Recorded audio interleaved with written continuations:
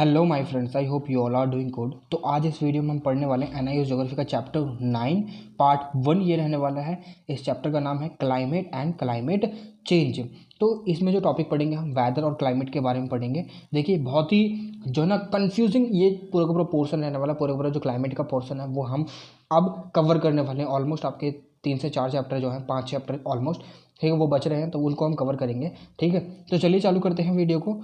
तो अगर अभी तक आपने चैनल को सब्सक्राइब नहीं करा है तो सब्सक्राइब कर दीजिए, अपने दोस्तों के साथ शेयर कीजिए, वीडियो को लाइक भी कीजिए। ठीक है, तो चलिए चालू करते हैं। स्वागत है आपका इन्फॉर्मेशन ज्ञान में। मैं हूं आपका दोस्त अरुण।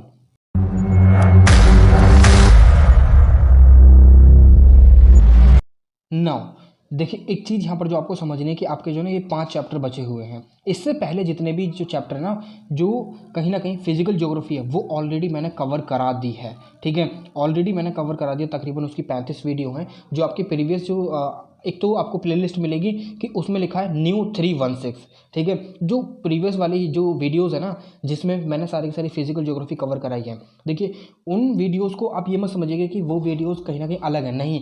वो वीडियोस उनमें जितने भी टॉपिक कवर कराए गए हैं वो आपकी जो ज्योग्राफी की बुक है ना, पार्ट 1 जो है, पहली बुक जो है वो सारे के सारी वही है। ठीक है, उसमें वही सारी चीज़ें कवर अप कराई गई हैं। ठीक है, तो वो प्लेलिस्ट सबसे ज़्यादा इंपॉर्टेंट है, महत्वपूर्ण है। उसके कुछ पार्ट्स जो हैं वो अब मैं आपको कवर करा दूंगा। ठीक है, क्लाइमेटोलॉजी पूरी की पूरी कवर करा दूंगा अब इस वीडियो सीरीज़ में। 5 चैप्टर है, ज़्यादा नहीं है, मगर ये जो क्लाइमेटोलॉजी है ना सबसे ज़्यादा महत्वपूर्ण है। क्यों? क्योंकि सबसे ज़्यादा जो बच्चे होते हैं वो इसी चीज़ में कन्फ्यूज होते हैं कि व्हाट इज़ वेदर, ठीक है, what is climate and what is south west monsoon, ठीक है, what is north east monsoon. ठीक है, ये सारी चीज़ों में बच्चे जो ना कहीं कन्फ्यूज रहते हैं। और ये एलिनो क्या है, ये लानीना क्या है, सदर्न ऑस्किलेशन क्या है, तो ये सारी चीज़ों में बच्चे कहीं कन्फ्यूज होते हैं बायोस्फीयर रिजर्व वगैरह में।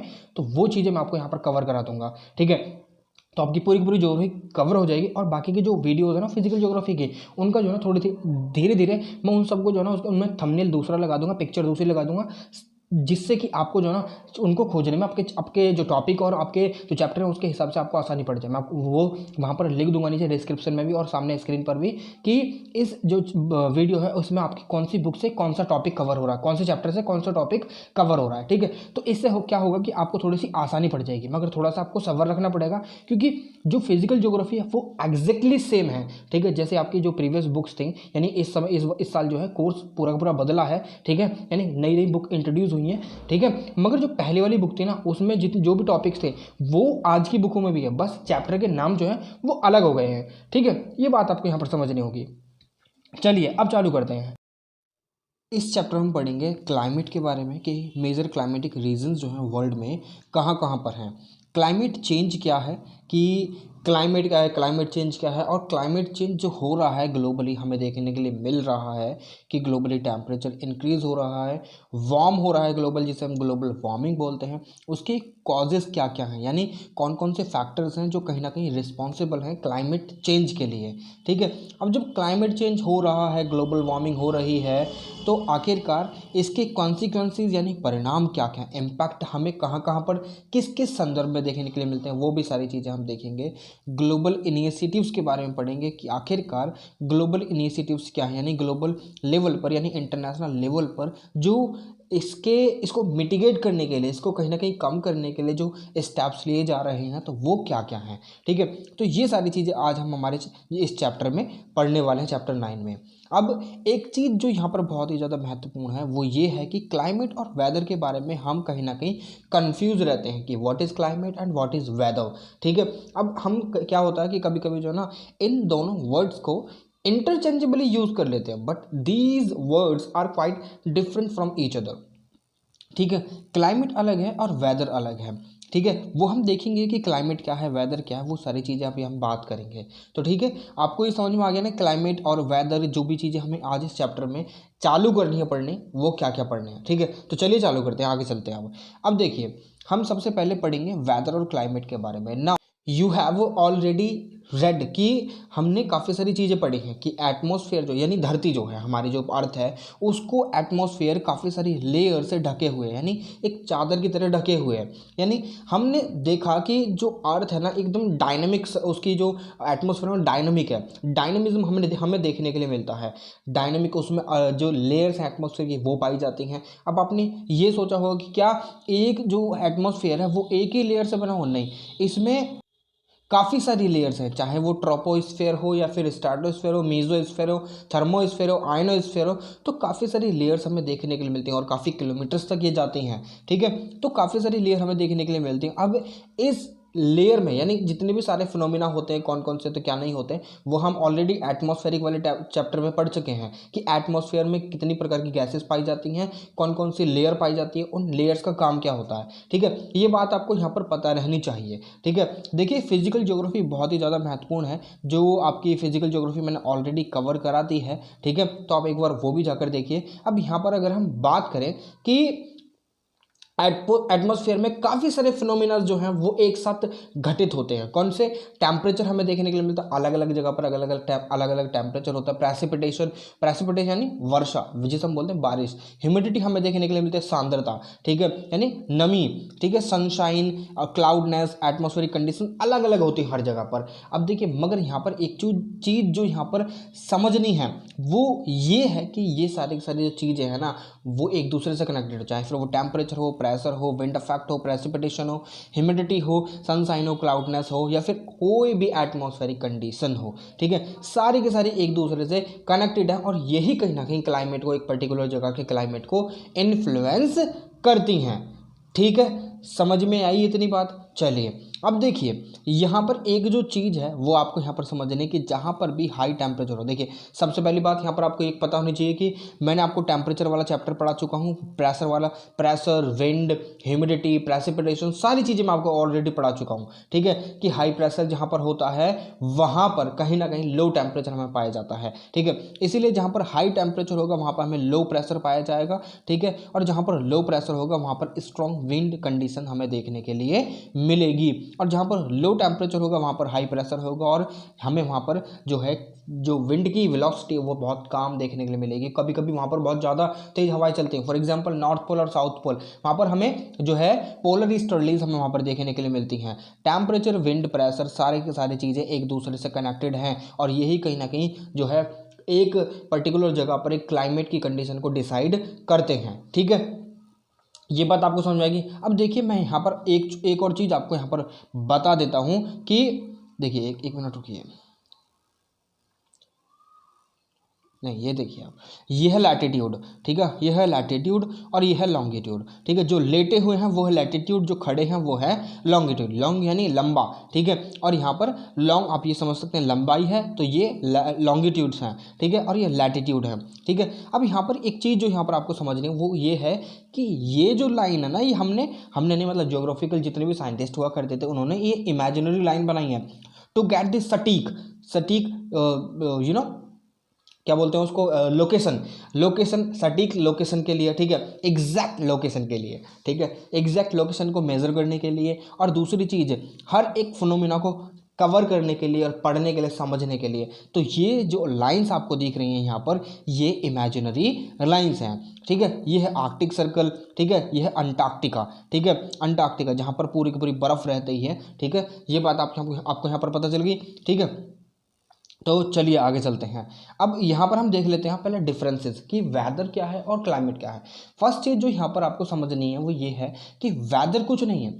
आपने देखा होगा कि वेदर फोरकास्टिंग होती है आपके टीवी में, फिर न्यूज़पेपर अगर आप पढ़ते हैं, अगर आप टीवी देखते हैं, न्यूज़ सुनते हैं, तो वहाँ पर आपको वेदर फोरकास्टिंग होती हुई दिखाई पड़ती है कि एक एंकर है और वो आपको ये सारी चीज़ें बता रहा है कि आज दिल्ली में, आज जौनपुर में, आज महाराष्ट्र में, आज मुंबई में, आज बेंगलुरु में, आज कोलकाता में, आज तिरुवनंतपुरम में, आज रामेश्वरम में इस प्रकार का टेम्परेचर रहने वाला है।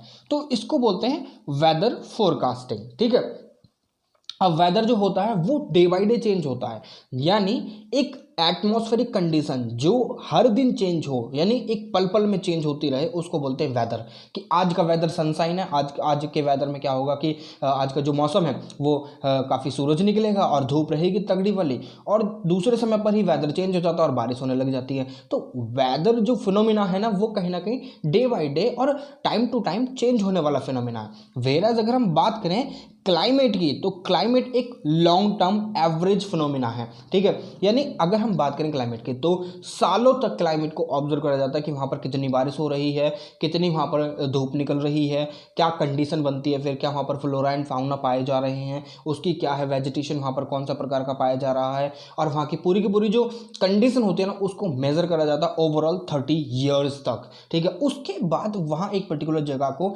मेजर करके ये पता लगाया जाता है कि इस जगह पर प्रकार का क्लाइमेट है, ठीक है। फॉर एग्जांपल अगर मैं बात करूं, तो अगर हम जो हमारे वेस्ट एशिया की बात करूं, तो वेस्ट एशियन जितनी भी कंट्री, जैसे कि Saudi Arabia, UAE, Kuwait, Qatar और बहरीन कंट्री है, ठीक है। तो वहाँ पर जितनी भी ये कंट्रीज है वेस्टर्न एशिया कंट्रीज है, ठीक है। और यहाँ की जो वेशभूषा आप देख सकते हैं, वहाँ के जो लोग हैं कैसे कपड़े पहनते हैं, और वहाँ का क्लाइमेट कैसा है, ड्राई क्लाइमेट है, ठीक है। और वहाँ के जो हवाएं हैं वो भी गर्म चलती हैं। तो ऐसा क्यों वहाँ की जो क्लाइमेट है ना, वो सूखा क्लाइमेट है। तो क्लाइमेट भी काफ़ी प्रकार के होते हैं, मैं आपको बताऊंगा अभी, ठीक है। क्लाइमेट भी काफ़ी प्रकार के होते हैं, और यही डिसाइड करते हैं कि वहाँ के जो पीपल हैं वो किस प्रकार की लैंग्वेज बोलते हैं, और वहाँ के लोग जो है किस प्रकार के खाना खाएंगे और किस प्रकार के वो कपड़े वगैरह पहनेंगे। फॉर एग्जाम्पल आप गर्मियों में सर्दियों के कपड़े नहीं पहन सकते, क्योंकि क्लाइमेट कंप्लीटली चेंज हो जाता है, ठीक है। और जो वेदर है वो वेदर जैसा मर्जी हो जाता है, क्योंकि सर्दियों में भी नॉर्दर्न इंडिया में क्या देखा जाता है कि कभी तो धूप निकल रही है और कभी धूप पूरी की पूरी चली गई, तो उससे क्या होता है कि जो टेम्परेचर है और ज़्यादा डाउन चला जाता है और हमें ठंड लगने लगती है, ठीक है। वेयर वहाँ का अगर हम वहीं पर साउथ इंडिया में जाएंगे ना, तो वहाँ का अगर हम वेदर देखेंगे और वहाँ का क्लाइमेट देखेंगे, तो वहाँ का जो क्लाइमेट है ऑलमोस्ट कॉन्स्टेंट रहता है। यानी अगर ये एक अर्थ है ना, और यहाँ पे इक्वेटर देख रहे हैं, तो इक्वेटर पर जो क्लाइमेट रहते हैं ना, इक्वेटर के नज़दीक जितनी भी कंट्रीज हैं और इक्वेटर पे जितनी भी कंट्रीज आती हैं, उनका जो क्लाइमेट है almost through out the year constant रहता है, ठीक है। वहाँ पर नमी ज़्यादा पाई जाएगी, वहाँ पर बारिश ज़्यादा होगी, यानी वेट क्लाइमेट आपको वहाँ पर देखने के लिए मिलेगा, ठीक है। ऐसे ही हमारे जो सदर्न इंडिया है वो कहीं ना कहीं जो इक्वेटर है उसके काफ़ी नज़दीक पड़ता है, वेयर एज जो नॉर्दर्न इंडिया है वो एक तरफ से जब कनेक्टेड है, किससे कनेक्टेड है, यानी मेन लैंड जो यूरेशिया है उससे कनेक्टेड है। यूरेशिया, गोंडवाना लैंड, जितने भी मैंने आपको सारी चीज़ें पढ़ा रखी हैं, पैंजिया, और एक सुपर कॉन्टिनेंट हुआ करता था, पैंथलासा एक सुपर ओशियन हुआ करता था, ठीक है। अब हमारा जो कंट्री है वो कनेक्टेड है एक तरफ से, और हमारी कंट्री को क्या बोला जाता है, सब कॉन्टिनेंट बोला जाता है। क्यों? क्योंकि तीन तरफ से पानी से क्या है, घिरा हुआ है। यहाँ पानी है, यहाँ पानी है और यहाँ पानी है, ठीक है। तो ऐसे घिरा हुआ, तो यहाँ का जो टेम्परेचर होता है सदर्न इंडिया का, वो कहीं ना कहीं मॉडरेट यानी एक जैसा ही बना रहता है थ्रू आउट द ईयर, ठीक है। मगर यहाँ का जो टेम्परेचर है वो तो सेम रहेगा, मगर यहाँ पर आपको ह्यूमिडिटी ज़्यादा देखने के लिए मिलेगी, ठीक है। ह्यूमिडिटी यानी पानी की मात्रा हवा में, ठीक है, सांद्रता, ठीक है, बहुत ज़्यादा देखने के लिए मिलेगी। तो यहाँ का वेट क्लाइमेट भी है, ठीक है। ये बात आपको समझ में आई, ठीक है।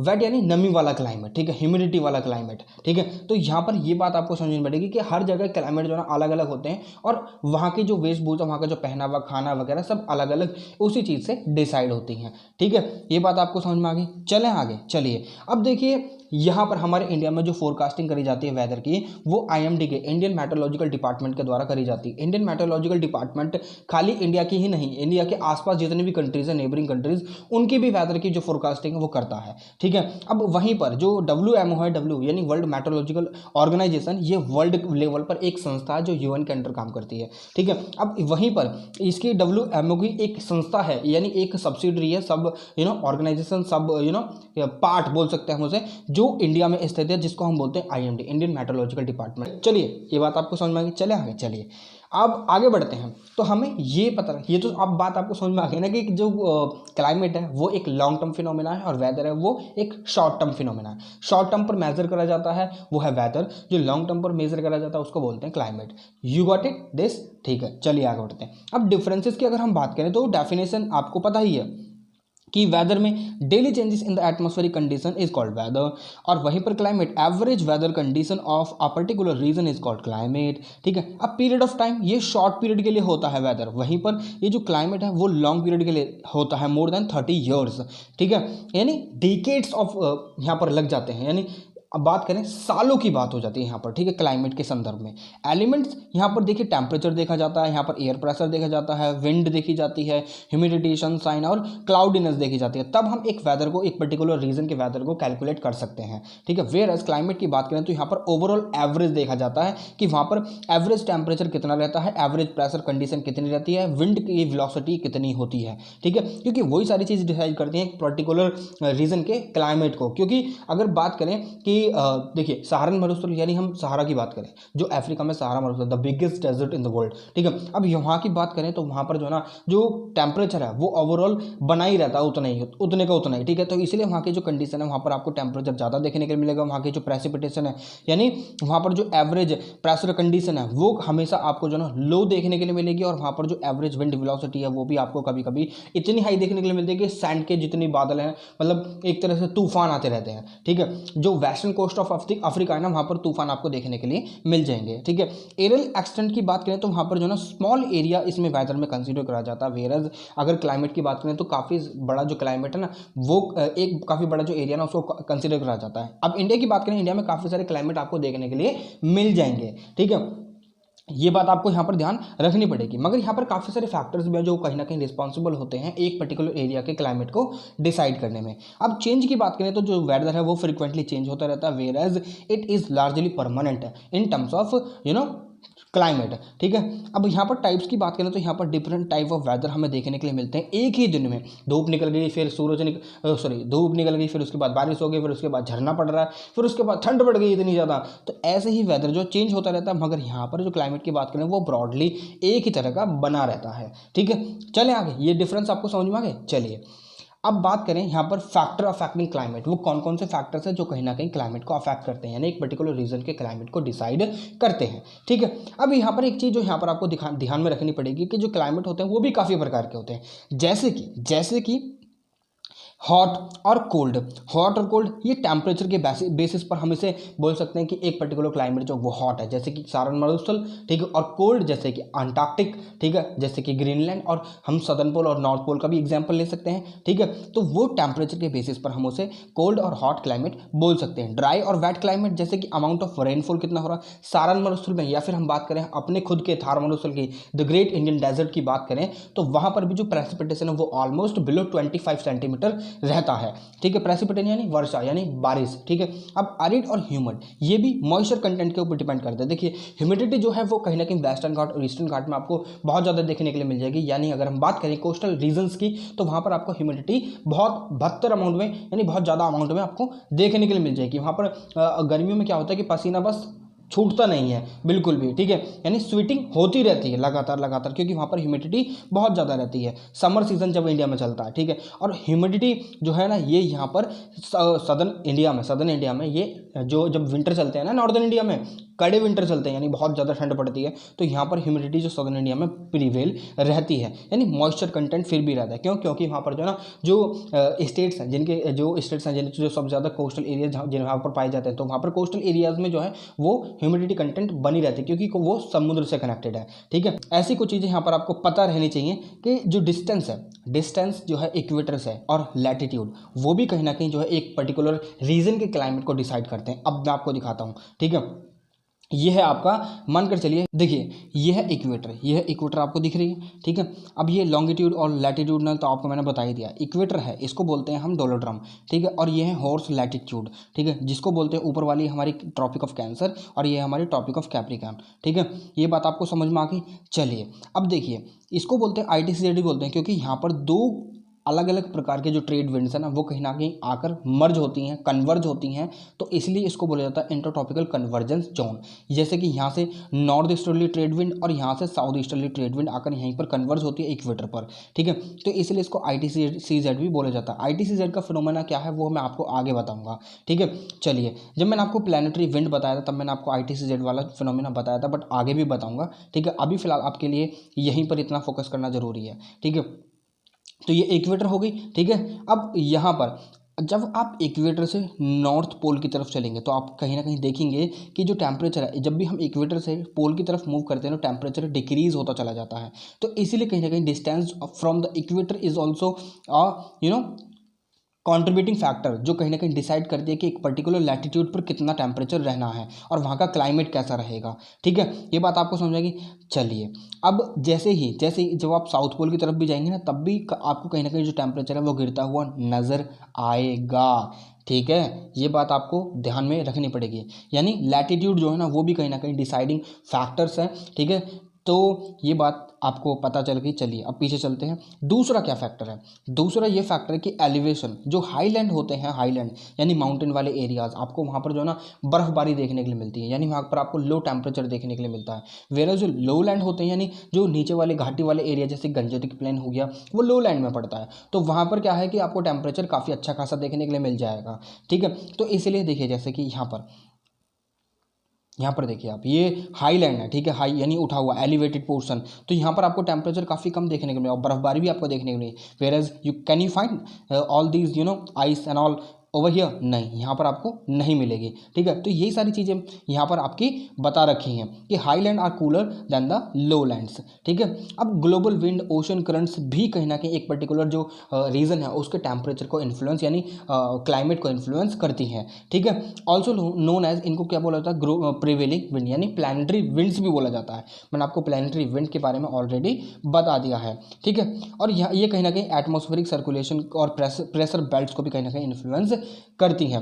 ठीक है, अब यहाँ पर जो आपको देखने के लिए मिलेगी ना, ये लो प्रेशर बेल्ट है। ठीक है, लो प्रेशर बेल्ट आपको देखने के लिए मिलेगी, जिसे हम ITCZ बोलते हैं। ITCZ, intra tropical convergence zone, जो कहीं ना कहीं जब सदर्न में समर चलता है तो ये सदर्न की तरफ मूव कर जाता है। जब यहाँ पर नॉर्दर्न इंडिया में समर चलता है तो ये नॉर्दर्न इंडिया की तरफ क्या करता है कि मूव कर जाता है, टिल्ट होता रहता है। ठीक है, यानी मूवमेंट करता रहता है। इसको बोलते हैं हम हाई लैटिट्यूड यानी हाई प्रेशर जोन। ठीक है, तो इसीलिए ये कहीं ना कहीं डिसाइडिंग फैक्टर्स हैं कि कहीं ना कहीं एक पर्टिकुलर रीजन पर क्लाइमेट कैसा रहने वाला है। ठीक है, जहाँ पर लो क्लाइमेट यानी लो प्रेशर बेल्ट रहेगी, वहाँ पर जो है आपको क्लाइमेट हमेशा वेट देखने के लिए मिलेगा। जैसे कि अब दूसरी चीज़, यहाँ पर एक और चीज़ आपको देखनी पड़ेगी। ये वाला रीजन है, यहाँ पर एक करंट बहती है, ओशनिक करंट, जिसको हम बोलते हैं पेरू करंट। ठंडी करंट है ये, कोल्ड करंट जिसे हम बोलते हैं। अब कोल्ड करंट होने के साथ साथ क्या है कि यहाँ पर जो है ना, जब वार्मिंग हो ही नहीं रही है, यानी यहाँ पर जो है ना ज़्यादा वो नहीं हो रही है, एवापोरेशन नहीं हो रहा। जब एवापोरेशन नहीं होता है तो क्या होता है, यहाँ पर बारिश भी नहीं होगी ज़्यादा। जब बारिश नहीं होगी तो इसके आसपास का जो टेम्परेचर रहेगा वो ठंडा ही बना रहेगा। तो यहाँ पर ड्राई और क्या नाम है, कूल आपको क्लाइमेट यहाँ पर देखने के लिए मिल जाएगा। ठीक है, ड्राई और कूल। ठीक है, ये बात आपको यहाँ पर समझनी होगी। ठीक है, मैंने आपको ऑलरेडी वैसे प्रेशर जोन के बारे में, हाई प्रेशर लो प्रेशर के बारे में पढ़ा रखा है, ओशनिक करंट के बारे में पढ़ा रखा है, प्लानिटरी विंड्स के बारे में पढ़ा रखा है। ऐसे ही यहाँ पर ये देखने के लिए मिलेगा, ये वेस्टर्न घाट है, ये ईस्टर्न घाट है। तो वेस्टर्न घाट और ईस्टर्न घाट में आपको देखने के लिए मिलेगा कि जब साउथ वेस्ट मानसून आते हैं तो कहीं ना कहीं जो बारिश होती है ना वो वेस्टर्न घाट में ज़्यादा होती है। जब रिट्रीटिंग मानसून आते हैं यानी जब मानसून वापस आ रहे होते हैं तो ईस्टर्न घाट में सबसे ज़्यादा बारिश होती है, तमिलनाडु में। ठीक है, मानसून के बारे में आगे हम चैप्टर में बात करेंगे। तो कहीं ना कहीं जो एलिवेशन पोर्शन है ना वो भी कहीं ना कहीं जो क्या नाम है, ज्योग्राफिकल करेक्टर है, वो भी कहीं ना कहीं हैम्पर करता है एक जगह के क्लाइमेट को। यानी मानकर चलिए बादल यहाँ से उठे, ये अरबियन से यहाँ से उठे और बहुत ज़्यादा बारिश है, ये ज़्यादा ऊपर तक उठ नहीं पाए और यहीं पर कंडेंसेशन हो गया। कंडेंसेशन होने के बाद ये जो है ना यहाँ पर टकरा गए एक पहाड़ से, तो यहाँ पर बारिश होगी। अब ये इनका भार जो है धीरे धीरे कम हुआ और फिर ये ऊपर उठ गए। जितने हल्के होते जाएंगे ये ऊपर उठते जाएंगे, जितने ऊपर उठते जाएंगे इनके अंदर जो ह्यूमिडिटी होगी वो भी कम हो जाएगी। जब ह्यूमिडिटी कम हो जाएगी, जब ये ऊपर उठेंगे और पहाड़ के दूसरी तरफ जाएंगे तो यहाँ पर जो है ना कंडेंसेशन तो होगा, ज़्यादा नहीं होगा, तो यहाँ पर थोड़ी ही बारिश हो पाएगी। और यहाँ का क्लाइमेट आपको पता ही फिर ड्राई रहेगा और हॉट रहेगा।